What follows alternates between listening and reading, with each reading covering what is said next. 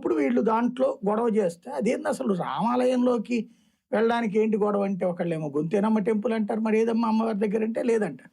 అదేమంటే వాళ్ళు ఏం చెప్తారు, గొంతేనమ్మ అంటే అలంకారం తయారు చేసి ఆ పైన నిమజ్జనం చేసేస్తారు కాబట్టి ఉండదు అంటారు.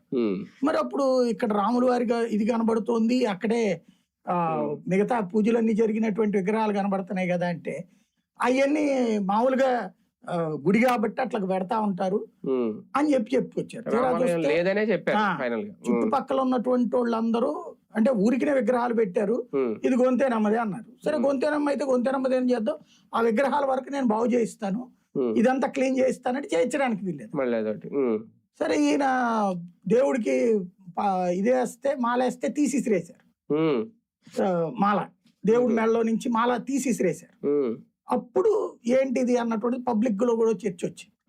ఇంకోటి అసలు ఆ గుడి అన్నది నువ్వు గొంతేనమ్మదా గంగానమ్మదా ఇట్లా ఒక్కొక్క ఏరియాలో ఒక్కొక్క దేవతలు గ్రామ దేవతలకు పూజించడం అనేది తరతరాల సంప్రదాయం. ఆ గ్రామ దేవత గుడి పక్కన సాధారణంగా ఈ దేవాలయాలు కూడా ఉంటాయి. ఎక్కడైనా అబ్జర్వ్ చేస్తే ఆ గ్రామ దేవత దేవాలయంలో కూడా శివుడా విష్ణువా ఏదో ఒక ఆలయం ఉంటది.